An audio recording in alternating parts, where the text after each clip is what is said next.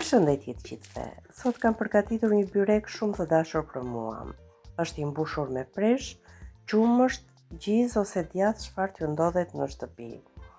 Do ta përgatisim ashtu siç përgatitet byreku në shtëpi, thjesht me pak përbërës, por me shumë shije.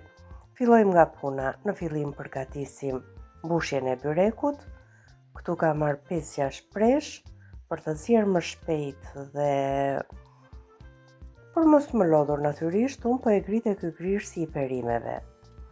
E coptojmë në pjesë të vogla dhe më pas e grim. E vendosim në tenxhere, të gjithë përbërësit do i shtoj në të njëjtën kohë. I shtojmë një lugë të çajit me krip, jo luga plot, unë nuk e përdor shumë kripën në kuzhinë, pak piper të zi. Do t'i shtojmë vaj ulliri, 4-5 lugë të gjellës me vaj ulliri, dhe në fund fare një gotë me qumësht. Dhe është pikërisht qumshti ai që largon atë aromën e rëndë të preshit. I vendosim në zjarr dhe e lëm të ziejnë diku tek 30 minuta. 20-30 minuta pothuajse është gati. Në tas kam 500 gram me miell, i shtuam pak krip dhe diku te 280 deri në 300 ml ujë të vakët. Në verë unë i shtoj gjithmonë ujë ambienti, ndërsa tani në dimër e përgatis brumin e byrekut me ujë të vakët. Formuam një brum të butë dhe elastik. E lëm të pushoj, ndërkohë ne merremi me përgatitjen e mbushjes së byrekut. Janë larguar lëngjet e gjitha dhe preshi ka zier. Shtojmë 5-6 lugë të gjellës me gjizë, por fare mirë mund t'i thërmojmë djathë, ta reduktojmë gjizën. Nuk do ta lëmë në zjarr, e largojmë nga zjarri dhe do merremi me tërholljen e petëve. Për gati 20 minuta preshi u bë gati, e lam edhe brumin të pushonte. Si e shikoni, brumi është tepër i butë dhe elastik. E hapim në trajtën e një cilindri, do ta ndajmë në 4 pjesë. 3 pjesë janë pothuajse të barabarta, ndërsa një kulaç unë gjithmonë e përgatit më të vogël. Pasi këto 3 kulaçka unë do t'i përgatis me palosje, ndërsa një do ta hap petë të plot, të bëhet sa më e hollë. Fillojmë me përgatitjen e kulaçkave, të cilat unë do t'i palos dhe në fund fare do t'i pjek. Unë me këtë metodë kam gjetur zgjidhje dhe po e përgatis gjithmonë byrekun kështu. E hapim në fillim një petë të plot, natyrisht petët gjithmonë ndihmohen me një seshte, që mos të nëngjisin. Nuk është se bëhet peta shumë e hollë, por duke u palosur, ajo bëhet tepër e hollë. E lyejm plotësisht me vaj ulliri. Nëse doni për orientim, bërini një tas supe në mes, por unë tashmë jam mësuar dhe nuk kam nevojë fare t'i vendos tas supe. E pudrosim edhe me një seshte dhe e ndajmë në 8 pjesë. Edhe herë tjetër unë kam përgatitur byrek në këtë mënyrë. Ndaj nuk është shumë e vështirë. I palosim të gjitha pjesët e prera në qendër.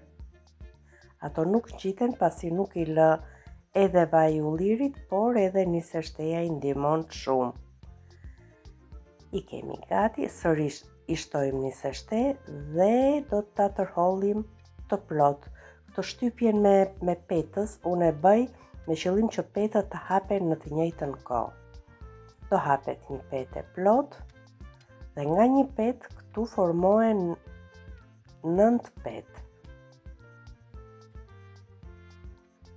Kam vendosur një tepsi alumini të vjetër në zjarr dhe te kjo unë do bëj pjekjen e petëve. 2 petë unë do t'i pjek, ndërsa 2 petë të tjera do t'i lë të njoma. Edhe petën e dytë e pjekim. Doja të shtoja edhe një detaj tjetër. Nëse shikoni që ju thërmohen petët kur i piqni, nuk është faji juaj, është faji i miellit që ka proteinën jo të lartë.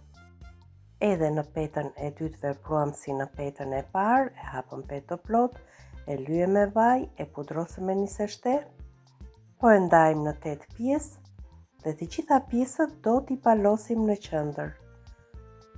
Është shumë e thjeshtë kjo mënyrë.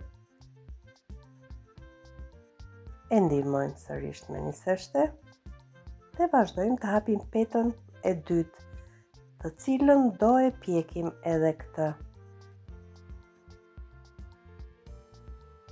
E mua më është thërmuar pak peta. Pjekim edhe petën e dytë. Këtë petë unë po e hap të plot, të cilën nuk do ta palos, e kam hapur të hollë dhe e vendosim në fundin e tavës. Nuk më pëlqen shumë byreku me kore shumë në anë, ndaj përdor këtë petën.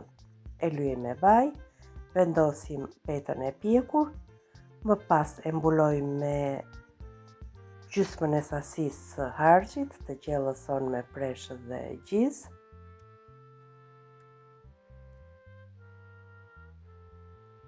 Jo vetëm që nuk është mbyt se ajo aroma e preshit, por ky byrek bëhet dhe shumë i shijshëm. Vendosëm edhe shtresën e dytë duke vendosur petën e pjekur, e mbulojmë me petën e fundit.